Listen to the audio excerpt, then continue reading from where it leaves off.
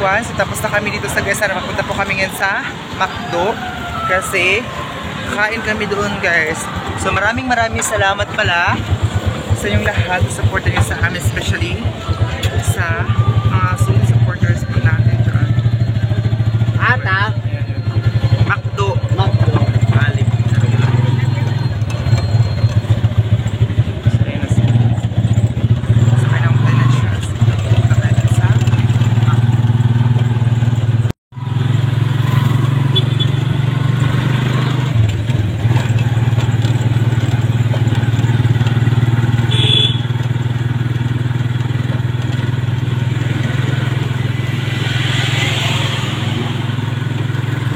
Pwede nga ang Gcash ang bayad.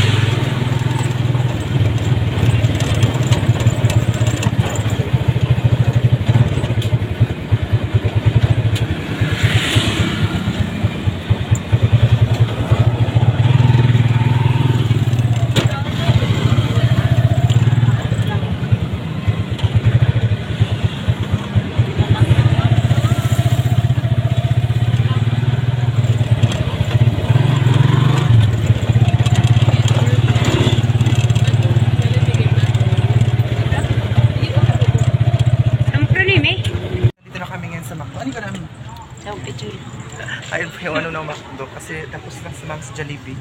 Dito na po kami ngayon sa McDo kasi parang medyo hindi tayo mahiya dito kasi kunti lang ang tao. And so, papasok na tayo. So, dito na kami ngayon sa loob. Ayun, ito butang. Pagbutang, pila ba kabok yung sakto na yung bangko, tama? Ayun. Mag-order muna ako doon.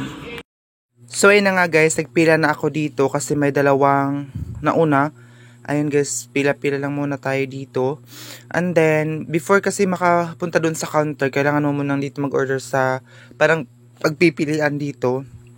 Tapos may lalabas dyan na parang resibo.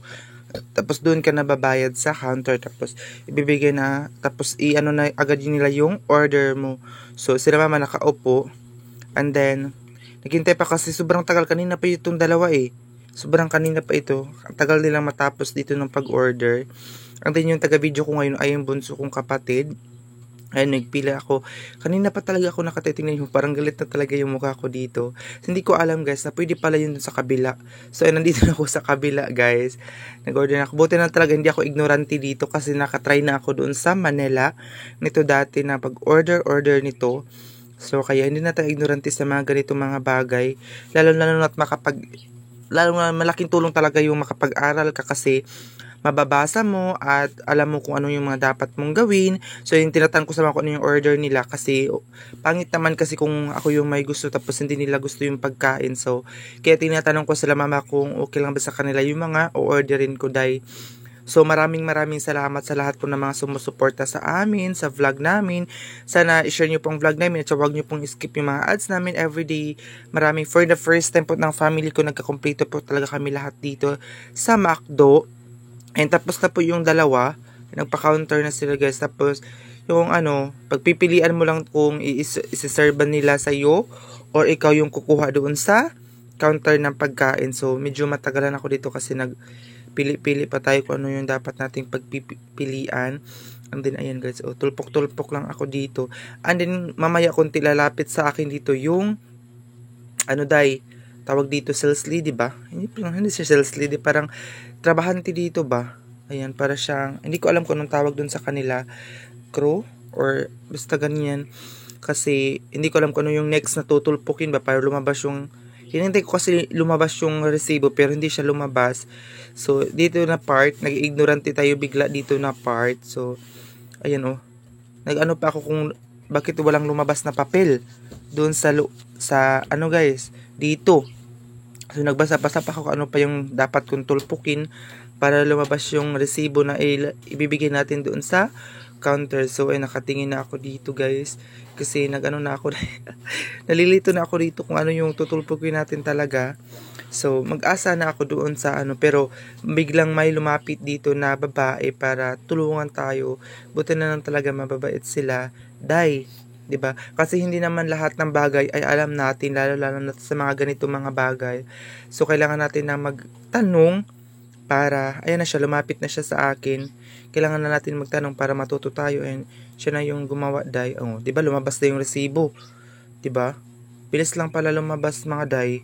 Ganun lang pala kadali. A few minutes later.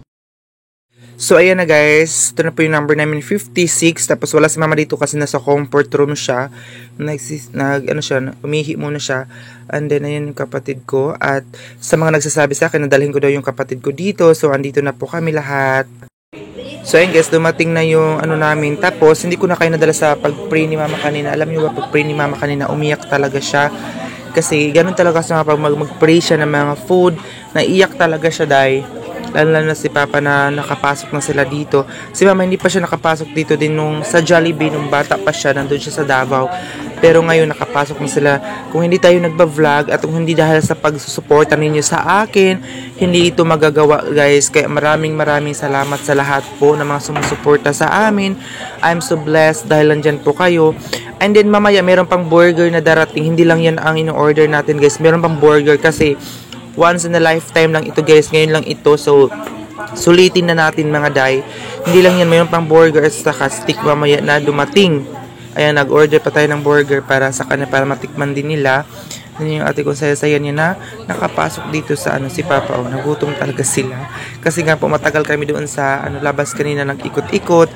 And then ngayon, nandito na kami ngayon sa loob.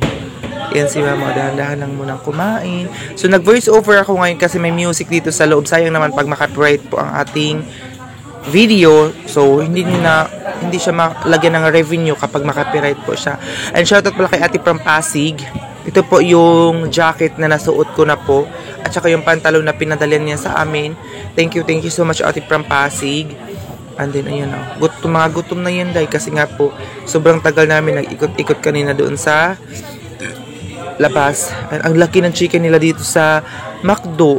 Kaya thank you so much McDo. Kasi maganda yung pagka-serve din nila.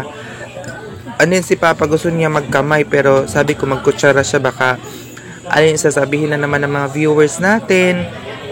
So, ayun nag-comment na hindi ko na pinapakita si Papa. Kinakahiya ko daw po siya. Ayan na. Nakita nyo naman ba si Papa yan? Oh, bakit ko naman po ikakahiya yung father natin guys na napakagwapo niyan. Alam niyo po ba guys, kapag jacket yan si Papa, kasi mahilig yan mag-jacket. Nagkalo, pasensya na po kayo. Kasi yung Papa ni Ate Aileen at saka yung Papa ko, parehas din sila magkalo doon sa loob ng malamig na ano, tapos mag-jacket. Pasensya na po kayo kasi nakalimutan ko din po na sabihin kay Papa na kukunin yung kalo niya dahil. Sorry po, baka mabash naman po tayo dito. Pasensya na po kayo, next time. Ipakuha ko na po yung jacket niya dahil at saka yung kalo niya. Kasi nakapag t-shirt naman po siya. And ano talaga yung kalo niya, day? Nagkalo talaga siya kasi mahilig siya magkalo. So, magkalo, day. So, yung ate ko ay malaki yung cook na inano natin yung order. So, gusto niyang kukunin yung cook. So, ibibigay ko na lang sa kanya kasi baka matapon pa yung cook. So, wala na siyang cook, day, kapag matapon yun, di ba? So, ayan, humigop na siya mga day. Para na siyang nagigop ng sabaw. So, ay nagtawanan kami dito. Sobrang saya namin dahil kulang na lang yung ate ko doon sa Surigao kasi medyo malayo sila sa amin. Yung ate ko palagi siyang nagkakasakit doon sa Surigao. Kaya siguro sa susunod na araw pupunta si Mama doon kasi i-deliver niya yung mga spam or mga dilata na binibigay din ni ate at saka yung mga damit na mga pamangkin ko, laruan. So, ito na yung palig niya. So, ayun na nga po. And mamaya siguro labas naman po kami. Pagkatapos ito sa bahay, relax naman sila, mahiga-higa na naman. Kasi nga po pag uwi nila doon sa bahay, doon sa Agusan Mars, trabaho naman po sila dahil sobrang malala na naman yung trabaho kasi magsasaka naman po kami. Kapag harvest na kami, so magsasaka naman po ulit. So ayun na, I'm so very blessed dahil nadala ko po yung parent ko dito sa loob ng guys, sa McDo. Dati yung kami lang nila mama sa Jollibee po kami, marami nagsasabi bakit hindi daw namin dinala yung kapatid ko, yung ate ko at saka si Papa. So ngayon, kumpleto na naman po kami dito. So, thank you so much sa lahat. Na namin ngayon, food. Yung kumakain na din sila mga. Tsaka ito din, oh. Meron pang bagong dating na burger and drinks na naman. Ayan sila. Ang daming food ay, meron pa dito. Bago pa itong na-serve. So, ayun guys, hindi naman po kami tapos kasi may dumating na food. Yan yung nga po yung burger. And then, ayun, tumatawa sa so, mamaya konti guys, si mama, mahilig din siya sa burger. Kaya nag-order talaga ako ng burger. Tapos maraming, tapos akala ko kasi burger lang ang na-order ko. Yung pala may kasaling fries at saka coke na naman po ulit. So, yung iba na hindi po namin siya maubos, dadalhin po namin doon sa boarding house kasi mag-aral po or papasok po kami mamayang hapon sa klase. So, sila mama lang maiwan dun sa bahay. At least meron silang mga snacks or makain-kain sa boarding house and si mama kumain siya ng burger. And then, yun guys, kasi mamayang alauna ang pasukan ko. So, 11, ano pa naman ng tanghali ngayon, 11 pa. So, mamayang alauna ay pasukan ko na. So, itong iba na hindi namin maubos, dadalhin ko doon sa boarding house nga po para kahit matulog sila doon, pag gising nila, meron silang ma-snacks pagkahapon na naman. Kasi hanggang gabi po ang klase ko, hanggang 8 o'clock po ng gabi. So, para hindi po sila magutom doon sa boarding house mga day, ay kailangan natin ng food nila. So, ayun, natapos na po kaming kumain. Sila pa sobrang busog na din. Ang ate ko kumain pa ng burger. And then, alam niyo po ba guys, na marami po kaming cook dito kasi akala ko talaga burger lang. Isang pares talaga burger, tapos price na naman pala. So, all I have to do is dalhin namin siya. Humingi po kami doon ng lagayan ng ganyan, oh. Yung kinuha ng kapatid ko para namin ilalagay siya po yung mag-ayos ngayon para madala po namin sa boarding house yung ibang hindi po namin nakain at saka hindi namin na mga coke kasi nga po para hindi siya masayang. Dalalin po namin tayo kasi may stock naman po kami mamayang hapon. Pero hindi ako maka-stock mamayang hapon kasi nga po may pasukan ako. Sila mga lang ang maka-snacks dito. And then, yun na, salamat pala sa mga crew dito na tinulungan din kami sa paglagay nito. And then, sobrang dami pa dayo. Lalo-lalo yung price. Madami pa, Prince Press. Madami pa, oh. Diba? Tingnan nyo naman yan. And akala ko kasi talaga burger lang. So, yun pala. May kasali pala ditong price at saka hindi kasi katulad ng Jollibee din na nakalagay na doon sa ano. Pero dito, first time ko kasi nag-order dito sa McDo. So, kaya yan, bumili. Tingnan nyo guys, kumuha si mama ng takip. Pero maliit. Maliit yung ginawa niyang takip. Ayun, hindi po siya, kasya day. Papasok din siya sa ilalim. O, tingnan nyo naman yan, oh. Kaya, hindi ko alam kay mama bakit kinuha niya yung maliit. So, yun na siguro ang binigay sa kanya, yung maliit na ganyan. So, ayan yung kapatid ko, nag-ayos-ayos na din siya ng iba pang mga ilalagay namin doon sa loob. Ayan, papalitan yung iba. Pero, ganun pa rin. Maliit kasi yung dalawang takip. So, ganun pa rin. Tatapon pa rin siya kapag ilagay doon sa lagayan, guys. So, hindi namin alam kung anong gagawin namin ito. Makamatapon lang itong mga coke na to. So, dadalhin pa namin ito kasi si Papa mahilig din siya sa coke. Si Mama hindi siya mahilig sa coke. Si Papa mahilig siya. At saka yung kapatid ko, mahilig po siya sa coke. Ayan, so, si Papa gusto pa niya kumain. Diyos, napakapugi niyan mga day. Kasi nga po, kailangan talaga ng, guys, pag namin doon, dadalhin ito dito para si Papa, hilam ka mo lang. So, ayan na nga po, ayan na, dinalhan kami ng crew ng isa pang guys. Ganyan, yung malaki na kasi maliit yung binigay sa kanya kanina. So, ayan na nga po. Lalagay na naman yung mga price. Nahiya si mama dito. Baka anong sabihin ng mga tao dito na dami namin pagkain. Sabi ko, huwag nyo nang pansinin yan kasi nga po, bihira lang naman ito. Bukas wala na makain. So, ngayon lang naman ito mga day.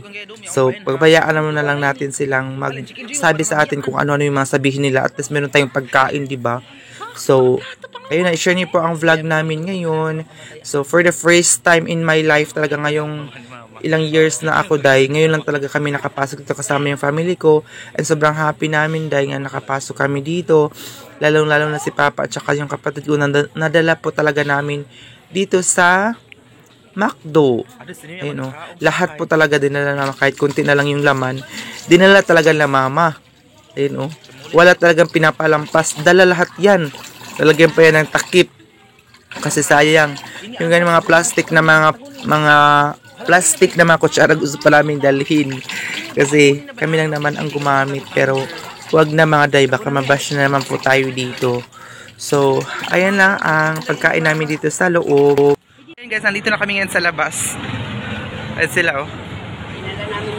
Dala na. Sige na, matanito si Kyle. Wala na kami sa Kyle. Abi, kataud. Ang dami pang tira. Ang daming tira. Mga, basilong na, mga patay gutom kita. Hindi kasi namin naubos eh. Ayan. Sa'yo naman masabit na. Ayan, ang dami. Ang dami. Ang dami. Sige. Ayan guys, pauwi na kami ng boarding house. Ang dami. So ayan guys, tingnan nyo, sobrang basa na si mama kasi punong-puno yung ano natin. Yung ate ko, tawa ng tawa kay mama kasi nakaihi daw. Nakaihi daw. Gabi na bang ubo ko. Ayan no. Gawin tawa niya kay mama day. Ano anime? Tingnan nyo. Tinatawa niya si mama kasi ang saya ni mama. Ang palda niya sobrang basa. Oh, nakaihi daw. So, ayan na. Dito na kami ngayon sa boarding house. Dito na kami ngayon sa loob. Doon na yung tumbler. Ayan. Magawa na nun eh. Ayaw na Iya ba yun? Ayan na kung saan. Magawa na yan tayo. Alam ba yun eh? Ayan o. Magawa yan. Sabi na. Basang-basa talaga siya. Ang dami naming food. So maraming salamat po sa lahat ng mga sumusuporta sa amin. Thank you so much. Shoutout muna natin sila Day, yung mga nagpapa-shoutout sa atin. Sa inyong lahat, si ate from Leyte, shoutout sa ate. Kasi palaga sila nagpapa-shoutout sa atin. Si ate from Cebu, shoutout. Si ate from Manila, shoutout din sa kanya. Hindi ko Ayun. Especially po kay Tita Miriam Quiterio. Shoutout sa Tita Miriam Quiterio. Kay Ate At, shoutout din. Kay Ate, shoutout sa mga ate natin dyan. Maraming salamat po sa lahat. Sana hindi niyo po skip yung mga ads namin. Maraming salamat po talaga ng bonggang-bongga.